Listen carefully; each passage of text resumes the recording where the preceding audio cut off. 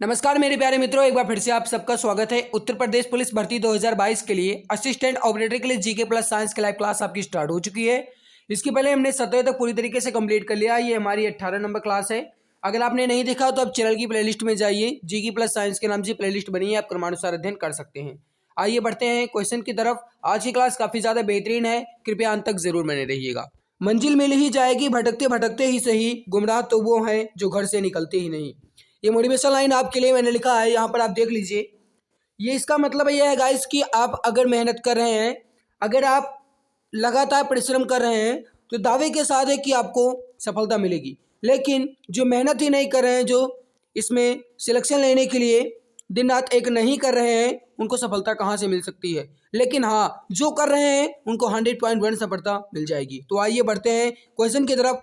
इसको देखने के बाद अपने अंदर अपने जज्बे को और भी ऊर्जा दीजिएगा, ताकि आपके अंदर हौसले और बुलंद हो जाए और आपको वर्दी पाने का सपना साकार हो जाए, आपके माँ बाप का सपना साकार हो जाए। जब तक आप जुड़े रहेंगे एग्जाम गुरुजी भाई अरविंद सर के साथ, मैं आपको वर्दी दिलाकर रहूंगा। आइए बढ़ते हैं पहले क्वेश्चन की तरफ। पहला क्वेश्चन, किसने कहा था दिल्ली अभी दूर है? इसका आंसर दीजिए फटाफट, क्या होगा? किसने कहा था कि दिल्ली अभी दूर है? बताइए इसका आंसर क्या होगा? फटाफट आंसर देंगे सभी प्यारे भाई बहन जी। क्लास को एक बार सभी प्यारे भाई बहन लाइक जरूर कर देंगे। राइट आंसर जो हो जाएगा यहाँ पर वो हो जाएगा औलिया, यानी कि निजामुद्दीन औलिया के द्वारा कहा गया था कि दिल्ली अभी दूर है। राइट आंसर क्या हो जाएगा आपका? ऑप्शन ए बिल्कुल राइट आंसर हो जाएगा। अगला क्वेश्चन आपके सामने कि दुख में सब सुमिरन करें, सुख में करे न कोई। इसके आगे पंक्ति क्या है जी? दुख में सब सुमिरन करें, सुख में करे न कोई, जो सुख में सुमिरन करे तो दुख काहे को होए। ये किसने कहा था? इसका मतलब आप बताइए। इसका मतलब भावार्थ यह है कि दुख में सभी लोग ईश्वर को याद करते हैं, लेकिन सुख में कोई याद नहीं करता है। अगर सुख में भी ईश्वर को याद किया जाए तो दुख ही नहीं होगा। ये कहा गया था किनके द्वारा? बिल्कुल सही है। किसके द्वारा कहा गया था? बिल्कुल सही है, option number D, Kabir Das ji के द्वारा कहा गया था। जो भी हमारे प्यारे भाई बहन ऑप्शन नंबर डी दे रहे हैं, बहुत ही परफेक्ट आंसर है। अगला क्वेश्चन आपके सामने कि कर्मणेव वाधिकास्ते माँ फलेषु कदाचन किस धर्म ग्रंथ की उक्ति है? कर्मणेव वाधिकारस्ते माँ फलेषु कदाचन किस धर्म ग्रंथ की उक्ति है? फटाफट आंसर देंगे, क्या होगा राइट आंसर? क्वेश्चन काफी ज्यादा इंपॉर्टेंट है, सभी प्यारे भाई बहन जल्दी जल्दी आंसर देंगे। राइट आंसर हो जाएगा श्रीमद् भागवत गीता, बिल्कुल सही आंसर हो जाएगा आपका। जो भी हमारे प्यारे भाई बहन ऑप्शन सी दे रहे हैं, बहुत अच्छा आंसर है। यहाँ पर आपका ऑप्शन नंबर सी बिल्कुल राइट आंसर हो जाएगा। अगला क्वेश्चन आपके सामने है कि किसने कहा था राम और रहीम एक ही ईश्वर के दो अलग अलग नाम हैं? किसने कहा था कि राम और रहीम एक ही ईश्वर के दो अलग अलग नाम हैं? ये क्वेश्चन आपसे पूछा गया है। क्वेश्चन काफी ज्यादा इंपॉर्टेंट है, सभी प्यारे भाई बहन जल्दी जल्दी आंसर देंगे।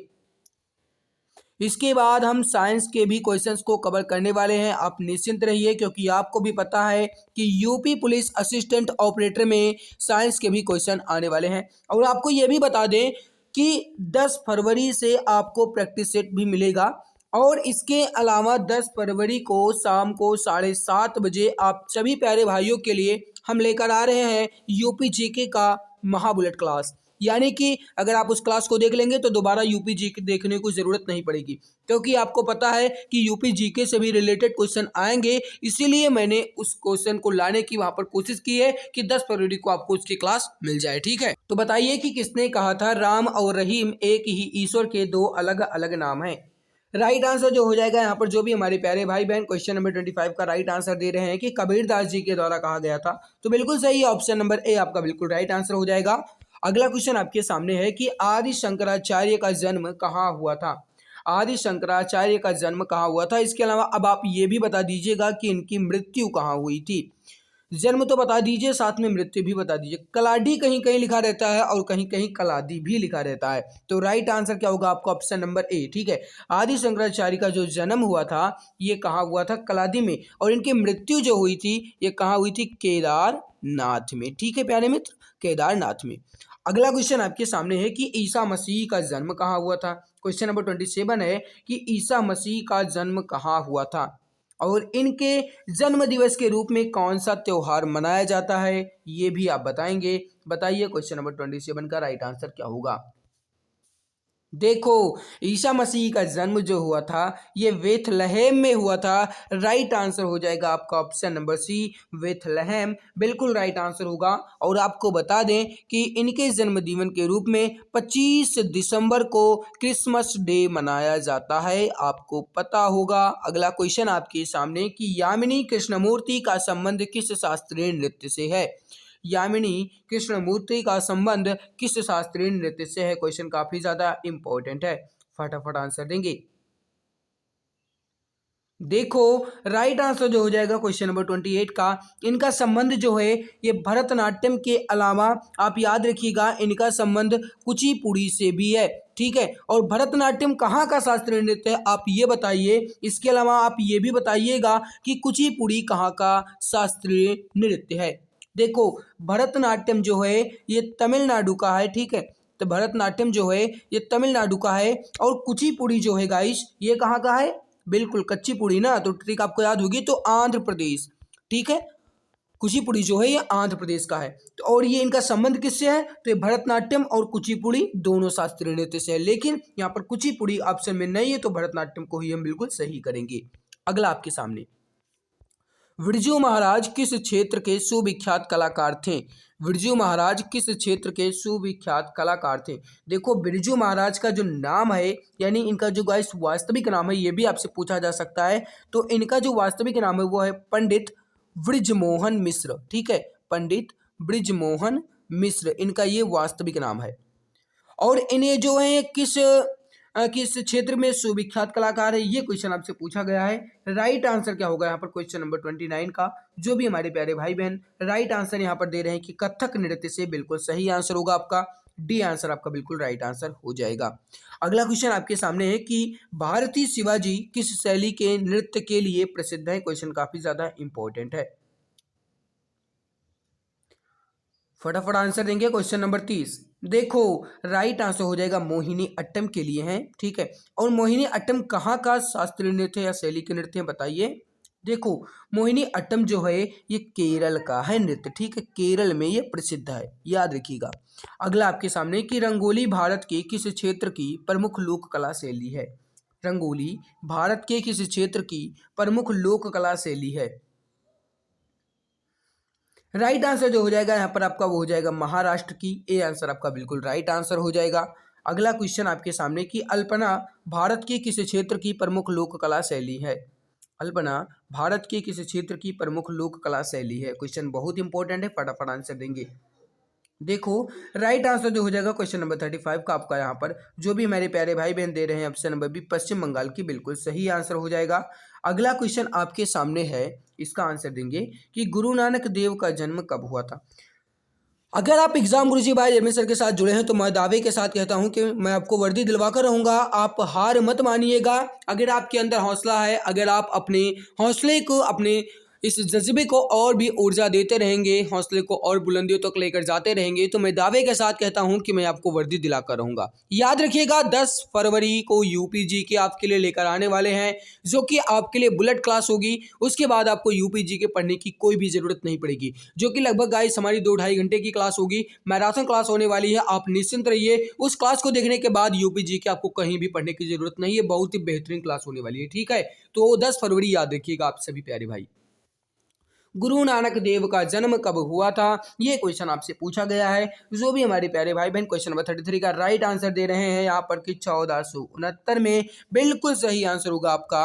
अगला क्वेश्चन आपके सामने कि त्यागराज कौन थे, वैज्ञानिक, नर्तक, संगीतज्ञ या फिर राजनीतिज्ञ। क्वेश्चन नंबर 34, देखो त्यागराज जो थे ये एक संगीतज्ञ थे। राइट आंसर होगा आपका ऑप्शन नंबर सी, बिल्कुल सही आंसर हो जाएगा। अगला है कि बंगाल में भक्ति आंदोलन के प्रवर्तक कौन थे। राइट आंसर हो जाएगा क्वेश्चन नंबर 35 का यहाँ पर चैतन्य महाप्रभु, बी आंसर आपका बिल्कुल राइट आंसर हो जाएगा। जो भी हमारे प्यारे भाई बहन ऑप्शन बी दे रहे हैं, बहुत अच्छा आंसर है। भारत में पुनर्जागरण का जनक कहा जाता है किन्हें।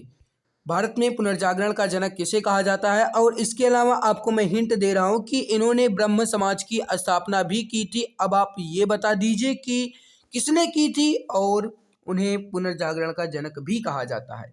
अगर आपने अभी तक क्लास को लाइक नहीं किया है तो मैं आप सभी प्यारे मित्रों से एक बार दिल से रिक्वेस्ट करना चाहूँगा कि एक बार क्लास को दिल से लाइक ज़रूर कर दीजिएगा, क्योंकि बड़ी मेहनत लगती है आपके लिए। और अगर आप क्लास को लाइक नहीं करते हैं तो गाइस मुझे बहुत ही दुख होता है, और आपका लाइक करने का फ़र्ज़ भी बनता है, क्योंकि मैं आपके लिए इतनी मेहनत करता हूँ, टाइम निकाल कर मैं आपके लिए क्लास लेकर आता हूँ, फ्री में देता हूँ, आपसे कोई भी शुल्क नहीं लिया जाता है। 10 फरवरी से आपको प्रैक्टिस सेट भी देने वाला हूँ, तो निश्चिंत रहिए, आपको सिलेक्शन दिलवाकर ही रहेंगे। भारत में पुनर्जागरण का जनक राजा राम मोहन राय, जो भी हमारे प्यारे भाई, बिल्कुल सही, सभी का आंसर सही है। राजा राम मोहन राय, जो भी हमारे प्यारे भाई बहन दे रहे हैं, बिल्कुल सही आंसर हो जाएगा। इन्होंने ब्रह्म समाज की स्थापना भी की थी। अगला आपके सामने कि संत कबीर का जन्म कहाँ हुआ था, इसके साथ साथ आप ये भी बताइएगा कि इनकी मृत्यु कहाँ हुई थी। Question number 37। देखो, संत कबीर का जन्म जो हुआ था ये वाराणसी में हुआ था। इनकी मृत्यु जो हुई थी ये 1518 में मगहर में हुई थी। मगहर, आपको पता होगा कि ये अपने मृत्यु के समय में मगहर चले गए थे, क्योंकि वहाँ का मानना था कि अगर मगहर में किसी की मृत्यु होती है तो उसे नर्कलोक मिलता है, इसीलिए इसे गाइस वहाँ पर ये गलत सिद्ध करने के लिए मगहर चले गए थे। ठीक है, तो याद रखिएगा। अगला आपके सामने कि महावीर का जन्म किस राजघराने में हुआ था। महावीर का जन्म किस राजघराने में हुआ था। Question number 38। जो भी हमारे प्यारे भाई बहन ऑप्शन नंबर ए क्षत्रिय दे रहे हैं, बिल्कुल सही दे रहे हैं। बुद्ध जो थे ये किस वंश से संबंधित थे। तो बिल्कुल सही आंसर है आपका ऑप्शन नंबर ए, बिल्कुल सही आंसर हो जाएगा। बुद्ध जो थे ये शाक्य वंश से संबंधित थे। राइट आंसर हो जाएगा आपका ऑप्शन नंबर ए, बिल्कुल सही आंसर हो जाएगा। अगला क्वेश्चन है कि ज्ञान प्राप्ति से पूर्व महावीर का नाम क्या था। ज्ञान प्राप्ति से पूर्व महावीर का नाम क्या था। देखो, राइट आंसर हो जाएगा क्वेश्चन नंबर 40 का। यहाँ पर महावीर का जो नाम था ज्ञान प्राप्ति से पहले वो था वर्धमान। राइट आंसर क्या होगा आपका ऑप्शन नंबर ए, बिल्कुल सही आंसर हो जाएगा। और देखिए गाइस, जो महावीर थे ये थे 24वें तीर्थंकर, याद ये भी रखिएगा क्योंकि ये भी आपसे पूछा जा सकता है। अगला आपके सामने कि निम्न में से कौन संत महाराष्ट्र से थे। तुकाराम, बिल्कुल सही आंसर होगा आपका ऑप्शन नंबर बी, बिल्कुल राइट आंसर हो जाएगा। अगला क्वेश्चन है कि दक्षिण भारत के अलवार। देखो यहाँ पर जो अलवार लिखा गया है ना, इस अलवार का मतलब है कि ईश्वर की साधना में डूबा हुआ, मतलब भगवान की भक्ति में लीन हो, उसे ही अलवार कहा जाता है। तो अब आप अपने मन में, अपने दिमाग में ये दिमाग लगाइए कि अलवार इसमें क्या होगी। देखो, जो संत होते हैं वही ज़्यादातर भगवान की श्रद्धा में लीन होते हैं, भगवान की भक्ति में डूबे होते हैं। तो राइट आंसर क्या होगा आपका, संत, बिल्कुल सही आंसर होगा। जो भी हमारे प्यारे भाई बहन ऑप्शन नंबर ए दे रहे हैं, बहुत अच्छा आंसर है। तो हमारा जीके का क्वेश्चन पूरा तरीके से कंप्लीट हुआ। बढ़ते हैं फिजिक्स क्वेश्चन की तरफ, लेकिन उससे पहले आपको बता दें हिंदी आपको रोज शाम 6 बजे मिलती है। जीके प्लस साइंस रोज शाम 7:30 बजे मिलती है। रीजनिंग जो है ये गाइस आपको डेली 10:30 बजे मिलती है। और मैथ जो है डेली दोपहर 12:30 बजे आपको मिलती है। मतलब मैंने चारों क्लास स्टार्ट कर दी है आपके लिए, क्योंकि मुझे आपको सिलेक्शन दिलवाना है, आपके माँ बाप का सपना पूरा करना है। और इस क्लास की पीडीएफ आपको तुरंत हमारे टेलीग्राम चैनल पर मिलती है। और आपको बता दें कि बच्चों के द्वारा कमेंट्स किया गया कि जो क्वेश्चन का पीडीएफ दिए जाते हैं, क्लास की पीडीएफ, उसके आंसर को टिक किया जाए, तो इसीलिए मैं सारे आंसर को ग्रीन कर देता हूं ताकि आपको बिल्कुल भी परेशानी ना हो। जीत की खातिर जुनून चाहिए, जिसमें उबाल हो ऐसा खून चाहिए, यह आसमान भी आएगा ज़मीन पर, बस इरादों में जीत की गूंज चाहिए। ये मोटिवेशन लाइन आपके लिए लिखी गई है। हमारे टेलीग्राम चैनल का डिस्क्रिप्शन है, फ्री पीडीएफ यही टेलीग्राम चैनल पर ही आपको मिलेगा। निश्चिंत रहिए, सिलेक्शन आपको दिलवा कर रहेंगे। इसके अलावा आपको बता दें कि इसी टेलीग्राम चैनल पर आपको क्यूज भी मिलती है, ताकि आप उस क्यूज के माध्यम से अपने जीके और हिंदी को, रीजनिंग को बहुत ही बेहतर कर सकें अपने एग्जाम के लिए, क्योंकि इस एग्जाम के थ्रू आपको सिलेक्शन लेना है, वर्दी पहनना है। आइए बढ़ते हैं फिजिक्स क्वेश्चन की तरफ। पहला क्वेश्चन आपके सामने कि पृथ्वी के तल का पलायन वेग है। पृथ्वी के तल का पलायन वेग है, बताइए। राइट आंसर हो जाएगा क्वेश्चन नंबर 27 का। पृथ्वी के तल का पलायन वेग जो है ये है 11.2 किलोमीटर प्रति सेकंड। 11.2 किलोमीटर प्रति सेकंड बिल्कुल सही आंसर होगा आपका ऑप्शन नंबर सी। अगर कोई पिंड इस वेग से अधिक फेंका जाता है तो वह गाइस इस ग्रह को, पृथ्वी ग्रह को छोड़कर दूसरे ग्रह में प्रवेश कर जाएगा। इसीलिए 11.2 किलोमीटर प्रति सेकंड जो है ये पृथ्वी का पलायन वेग है। राइट आंसर होगा आपका ऑप्शन नंबर सी, बिल्कुल सही आंसर हो जाएगा। जो भी हमारे प्यारे भाई बहन ऑप्शन सी दे रहे हैं, बहुत ही बेहतरीन आंसर दे रहे हैं, बहुत ही बढ़िया, बहुत ही लाजवाब। अगला क्वेश्चन आपके सामने कि पानी की बूंदों के गोल होने का क्या कारण है। मतलब कि जो पानी की बूंद होती है वो गोल क्यों होती है। इस क्वेश्चन का आंसर देंगे प्लवन के कारण, पृष्ठ तनाव के कारण, केशिकत्व के कारण या फिर उत्क्षेप के कारण। राइट आंसर हो जाएगा पृष्ठ तनाव के कारण। जो भी हमारे प्यारे भाई बहन ऑप्शन नंबर बी दे रहे हैं पृष्ठ तनाव के कारण, बिल्कुल सही आंसर है। जो भी ऑप्शन बी दे रहे हैं बहुत अच्छा आंसर है। अगला है कि झूला झूलती हुई किसी लड़की की बगल में कोई दूसरी लड़की आकर बैठ जाए तो उसका आवर्तकाल कैसा होगा। Question number 29। कोई लड़की है और वह झूला झूल रही है और उसके बगल में कोई एक लड़की आकर और बैठ जाती है तो उसका आवर्तकाल कैसा होगा। बढ़ जाएगा, घट जाएगा या फिर कोई परिवर्तन नहीं होगा या फिर इनमें से सभी हो सकता है। बताइए राइट आंसर क्या होगा। फटाफट आंसर देंगे सभी प्यारे भाई बहन, जल्दी जल्दी। कोई परिवर्तन नहीं होगा। अगर बगल में कोई भी लड़की बैठ जाती है तो परिवर्तन बिल्कुल नहीं होगा।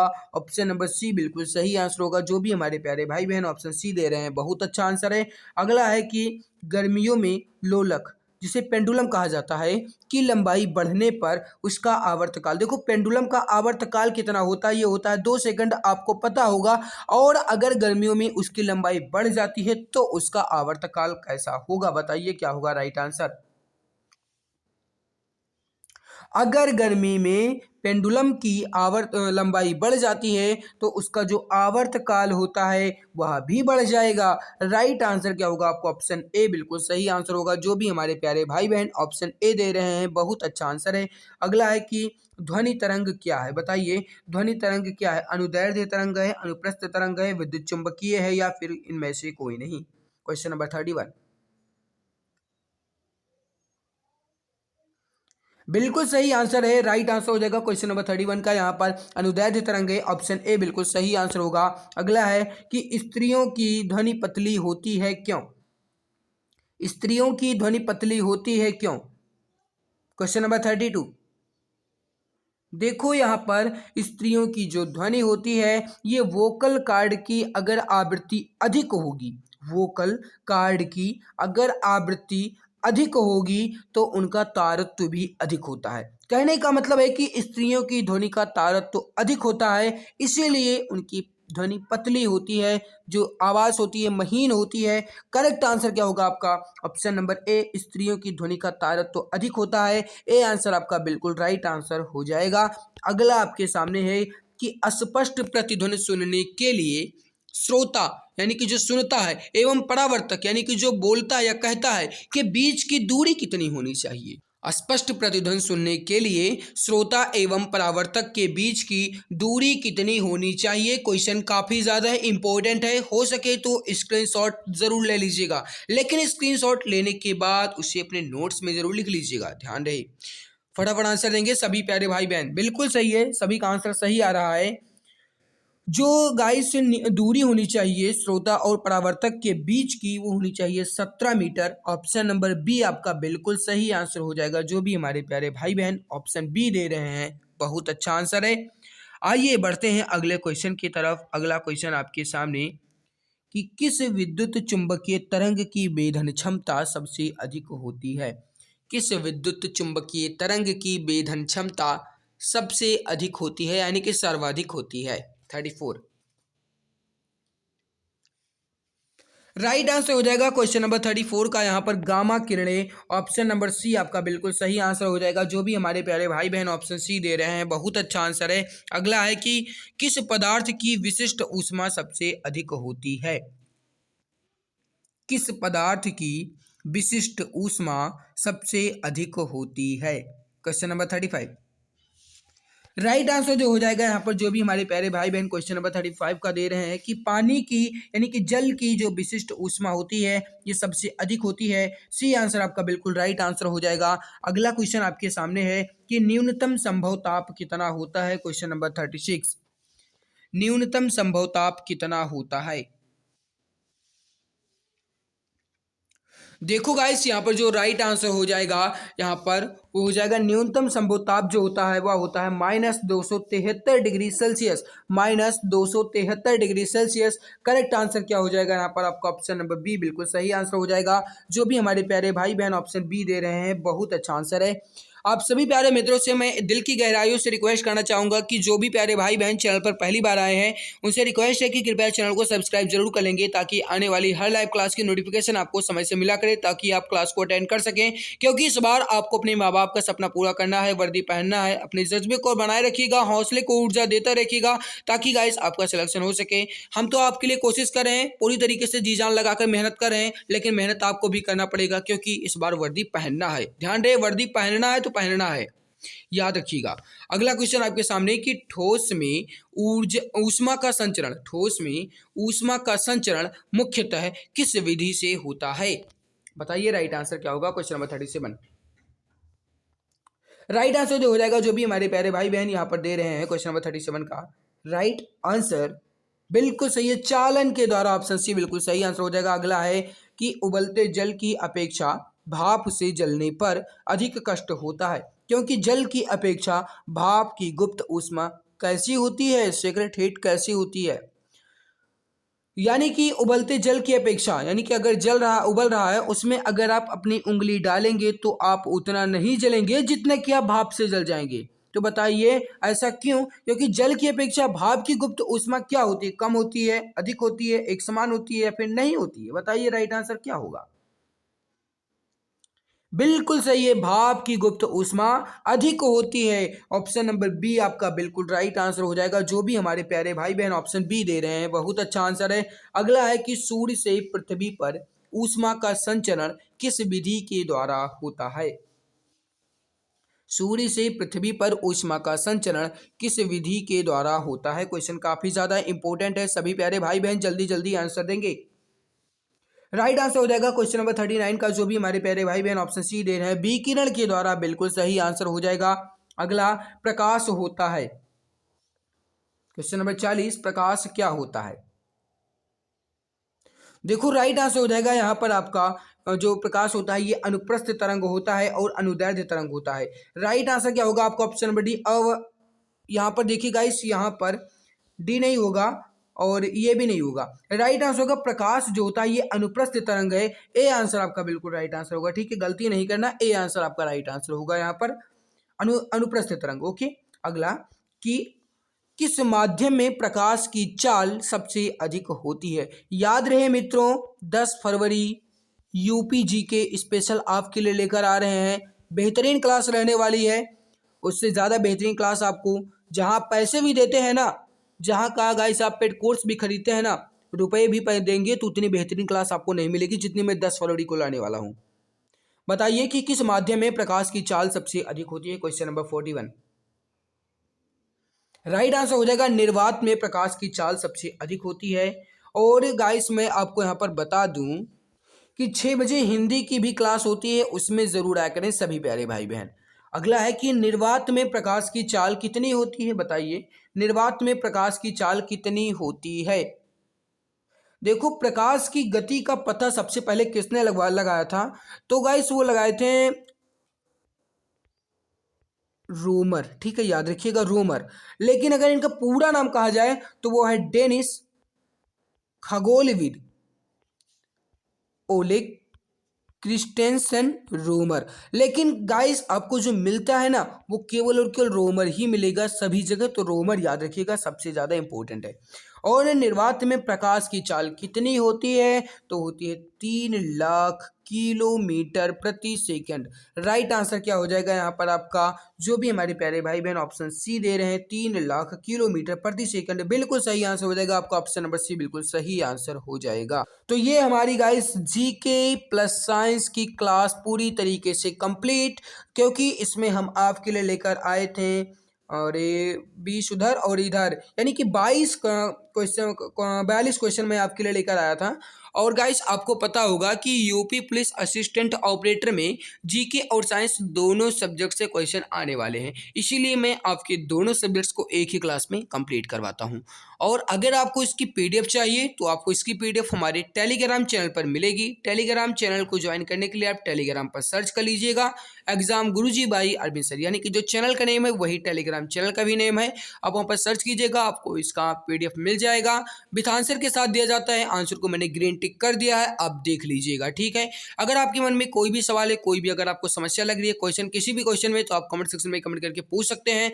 आप सभी हमारे साथ जुड़े, आप सभी को बहुत बहुत आभार। लेकिन मैं आप सभी प्यारे मित्रों से एक बार फिर से रिक्वेस्ट करना चाहूंगा, अगर आपने अभी तक क्लास को लाइक नहीं किया तो प्लीज क्लास को लाइक जरूर कर दीजिए। हमारी मेहनत आपको कैसी लगी एक बार जरूर बताएंगे। चैनल पर पहली बार आए तो चैनल को सब्सक्राइब जरूर कर लीजिएगा और साथ में बेल बटन को भी प्रेस कर लीजिएगा। और गाइस मिलते हैं अगली क्लास में, तब तक के लिए नमस्कार।